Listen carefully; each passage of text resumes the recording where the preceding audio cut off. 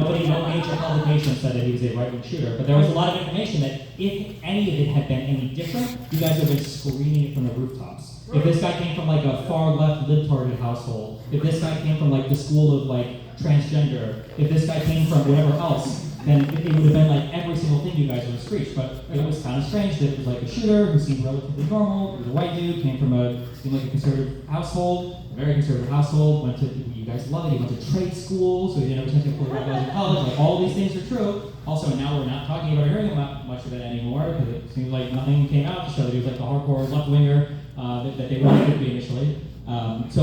Yeah, I mean, all I'm saying is that if we could argue, right, when I listened to Jimmy Kimmel's full statement, I immediately understood, what he was saying. Yeah, it's true, I watched it. I watched conservatives do this. They were making statements about who the shooter was. Nancy Mace said the Democrats owned this before we knew anything about the shooter. It was crazy. I know, but if you're going to sit here and critique the right's ability to run with headlines and run with stories like claiming that the shooter was trans and all these other things that we saw in the aftermath of the shooting, and you're going to say that, like, well, like, it's whatever because, like, I can kind of play the same game and be like, well, their audience just took the wrong message. Right? No, you can't play that game because when somebody says the Democrats own this, or when they say the shooter was probably part of Trans-Tifa, there's not much room for interpretation there. Number one. Number two, Jimmy Kimmel is a late-night talk show radio host.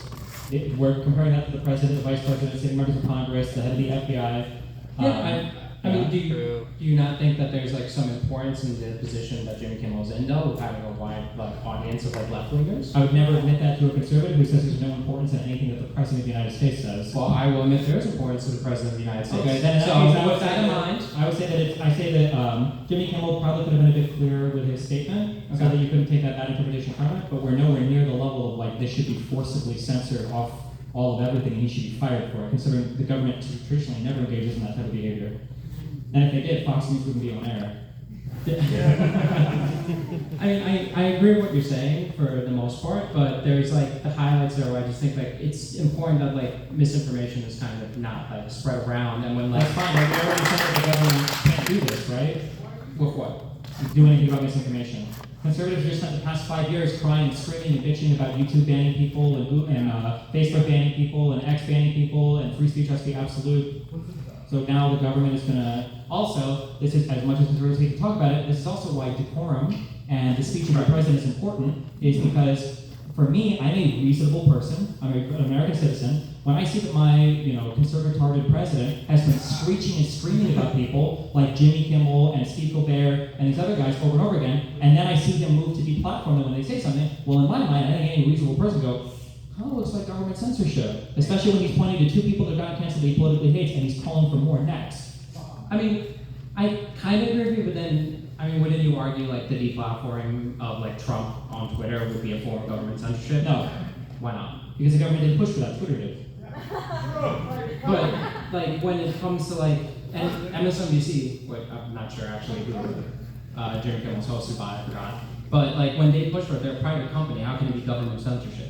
Because the reason why they pulled his show was because the head of the FCC was talking to all of these huge conglomerate, not corporate, what's the word I'm looking for? Huge syndication networks, Sinclair, and there was one other large one, saying that he might consider pulling their licenses or whatever if they continue to run Jimmy Kimmel's show. Well, I mean, if they took the interpretation that I did, because he wasn't very careful with his wording, and they felt like he was spreading misinformation online, then I feel like it's justified for the FCC to intervene in the type of situation, because I think misinformation crackdowns are something that we should push for.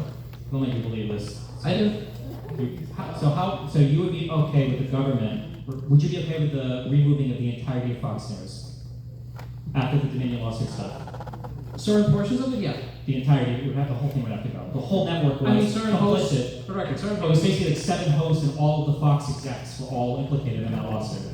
Certain hosts were fired, right? So we had Tucker Carlson. They left, but basically the implication is they were removed. I mean, if you cost a company like several $1 billion, the implication is that you were given a package to leave, right? Like that's, well, I mean, that would be the implication. But it's not like they announced this publicly, this is why he left, and he didn't have any accountability for that. He just left probably with a golden parachute and then has his own little media career now. But he was only one. But there were like 6 other hosts, Ferrero, Sean Hannity, I don't remember, these kids have the wackiest fucking names. But there were so many of these hosts were implicated, and then there were a lot of the execs and senior execs that were implicated as well. Like when the misinformation is not pervasive on your network, it feels like half the network should I go. guess to some point, I think I would be comfortable with certain chunks of Fox News either being axed off or like completely removed or hosts getting fired and replaced, because you can't really have proper dialogue with other people in a space that's like heavily filled with misinformation, which is why I feel so strongly about the Jimmy Kimmel example, because like if the FCC took the same opinion I did, which was that, hey, this kind of sounds like he's implying that the shooter was MAGA, and he's spreading this to his mass audience of like left-wingers, I think that's like harmful to the general discourse around it. Because now you have people on Twitter, going, oh, like Jimmy Kimmel said, like, you know, the right's trying to cover for one of their own. You know what I mean? It's like, Nobody is saying that on Twitter. well, I'm just, really? No one was saying that. No one on the left was saying that. It was the right saying that the left was saying that. Just like the one, who's the fucking white girl that they did the Nazi thing or whatever? With the jeans. Oh, Sydney Sweeney, yeah. Like when conservatives were saying that like Sydney Sweeney was being protested by all the liberals, nobody gave a fuck about that. No one on the liberal side cared about the Sydney Sweeney ads. It was the record, they did. No. I mean, you could look at the. Okay, so this is an issue I have. So the way that you're separating out the like people on Twitter, and for the record, I've heard you say multiple times in different clips that Twitter is becoming more and more reality, and it's a little difficult for me to hear you try to separate yourself from Twitter all of a sudden in the middle of this conversation when I've heard you drone on and on and on again about how the right and the Twitter connection is causing negative like backlash to a lot of the political spectrum. And the same thing's happening on the left, and like it's a slower burn, obviously, because I think the left is a bit more tame than a lot of right wingers. But it is important to note that like that is a serious issue, and that's where I'm from. Because if you're gonna sit here and like try to distance yourself from that, I feel like I don't know how those two things can exist at the same time. Yeah, so very easily. When I say that Twitter is becoming more and more like reality, what I'm saying is that the stuff on Twitter is having a greater consequence in reality. But the reason why it's having a greater consequence in reality is because Republicans are showing people left-wing Twitter like that represents reality. So when somebody tweets something, now a Republican in real life is altering his vote based on what conservatives have shown him exists on Twitter.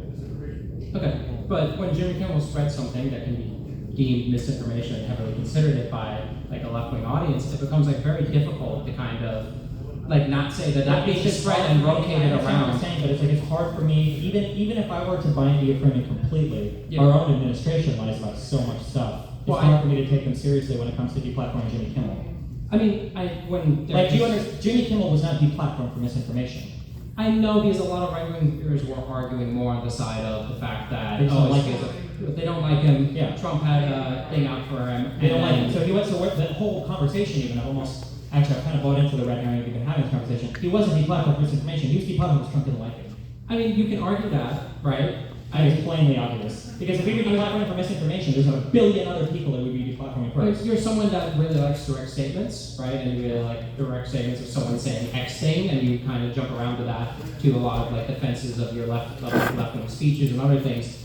But when you're doing that, like in hindsight, like when we're talking about like Republican speeches or Republican words, I find it like a little difficult to kind of believe that you can like run the same defense. Absolutely, but so I don't like to do the individual statement thing. I like to look at things like holistically. I think that people that live in quotes, I think, are oftentimes liars. If you want to challenge holistically anything, so like earlier you made it sound as though I was saying Trump saying "fight like hell" was like the one line that I was using to attack him on that speech when conservatives try to save it with the I know you'll go marching peacefully, although they misquote that as saying he told them to go marching peacefully. Yeah. I pull that quote out because conservatives like to live in quotes, but that's a whole hour-long speech that he gives where he talks about how the election has been stolen, Mike Pence needs to help us steal it back, we're going to go and give all these congressmen the power and strength to steal it back, right? We're going to go there and we're going to lose our country otherwise. Here's more examples of all the voter fraud, half of which he'd already been told. Actually, I think every single example he'd already been told was untrue. Like, that was my issue with the speech. Now, right away, I can't get through all that with conservatives. They don't even know that speech existed more than just one line. But when you're harping on like specific words and there's no specific words said by like we don't have like a written transcript of Donald Trump saying to the FCC, hey, listen, like we have an opportunity here to get rid of Jimmy Kimmel. And all are literally tweeting about it and talking about it openly. Yeah, I know, but like there's no like direct, like you know what I'm saying? Like, the FCC guy was literally on a show like talking about how maybe we have to start looking at their licenses next, they don't do something else. And then Trump is truthing out like, I support the removal of these guys. Like, how much more top down can it get? Actually, here's a question. Can you think of a single thing in the entirety of the Barack Obama, Bill Clinton, or Joe Biden administration, a statement like that was made? What? That where the president of the United States is celebrating or advocating for the removal of like somebody on like a mainstream media network like that? Not really. Yeah, so it's unprecedented. I'm not gonna like disagree with the fact that it is unprecedented for Donald Trump to push for the removal of someone, right? Okay. If I'm gonna like buy into the idea that it like is under his administration, right? Well, no, wait.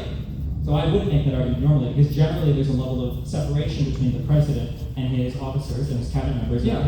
However, this administration explicitly and specifically argues for the concept of, like, right, the unitary executive theory. Yes. Yeah. So that separation doesn't exist theoretically, and we know that it doesn't exist in practice because Donald Trump literally orders around his cabinet members and tells them what he wants them to do. So Okay. now he has a much bigger buy-in to what's going on with all of them. We see him truthing out the same. Trump has never. See, the frustrating thing too is that, like, when you're fighting a I'm not saying you're necessarily, I don't know if you're conservative, but when conservatives are fighting against Democrats, okay, and they're saying like, oh, well, we think that Biden directed Merrick Garland, and it's like, there's no evidence of this at all. I'm like, what about the one leak story where Biden said